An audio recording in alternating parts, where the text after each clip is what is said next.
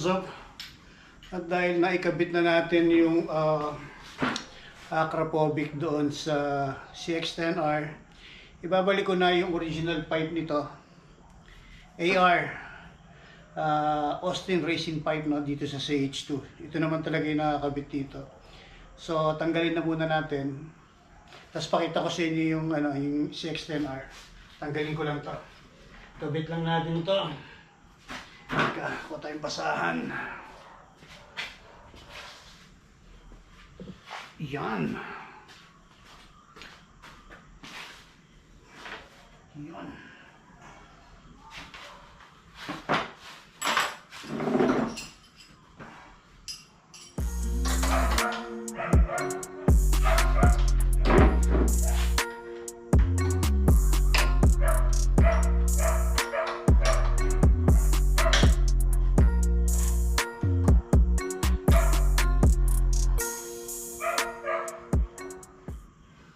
Madali lang naman magbaklas dito.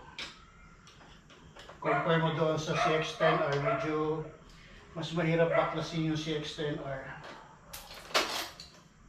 Ito kasi saglit lang.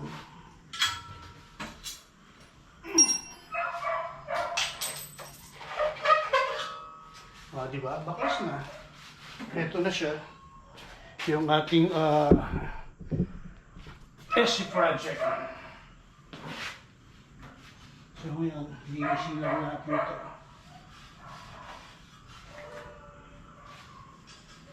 So nakatambak na naman, hindi na naman nagagamit itong CH2.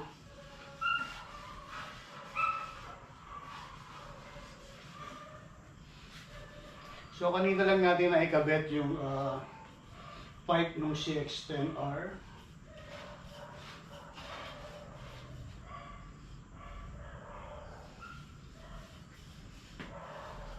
So, baklas-baklas lang.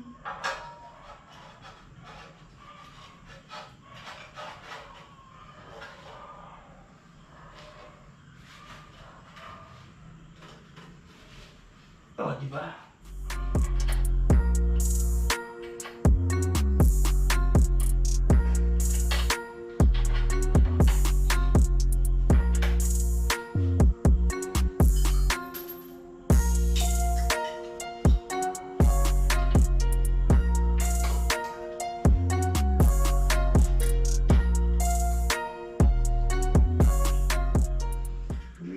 Ng salamin.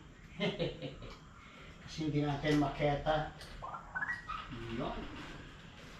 Hindi ka dito.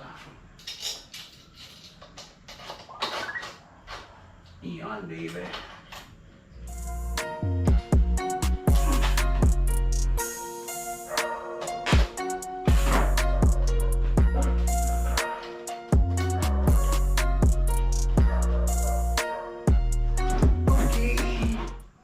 Ipitan na lang natin.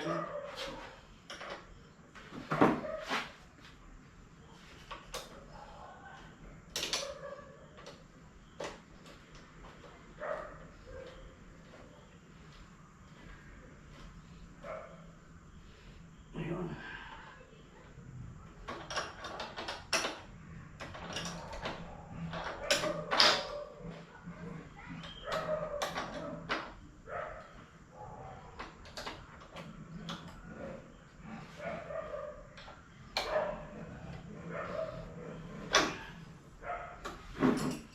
Okay, finally.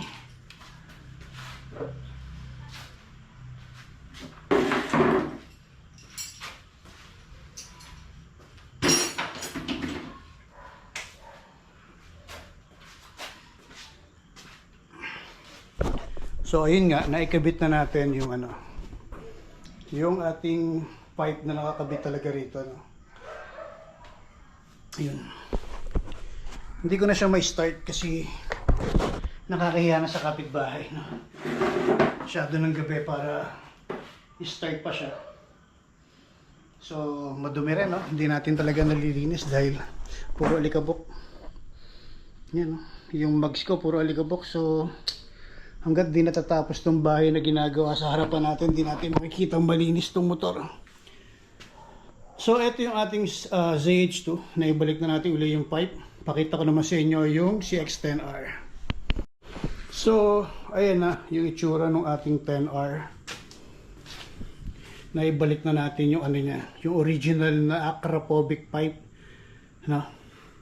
So, gusto ko lang magpasalamat BMY Exhaust Repair Shop. No? Diyan yan sa may Tres Cruces, Tansa or General Trias. No? So, ayan na yung itsura ng ating CX-10R. So, ayan. So, ito pwede kong i-start to kasi hindi na to masyadong ganong kaingay, no? Hindi katulad nung CH2 na talagang cold start. Ito kasing 10R galing sa labas. So, subukan natin i-start. So, i-start lang natin yung 10R.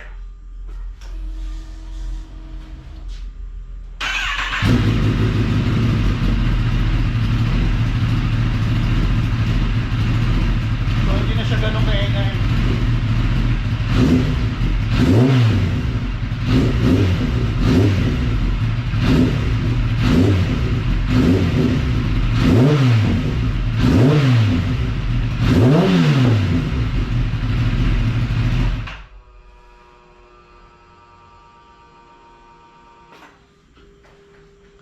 So, yun yung 10R natin.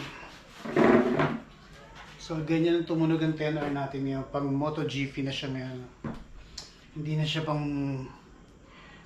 sobrang ingay. No? Medyo nakakasawa rin naman yung sobrang ingay na motor. Tapos, ang tanong dyan, hanggang kailan ko ito gagamitin? Kasi yung tunog niya talagang hindi ko, although maganda siya, pero syempre iba pa rin iba pa rin to. Iba pa rin tong ating SC project, no? So, tabi muna natin to dahil hindi pa natin ito gagamitin ulit. So, punasan lang natin.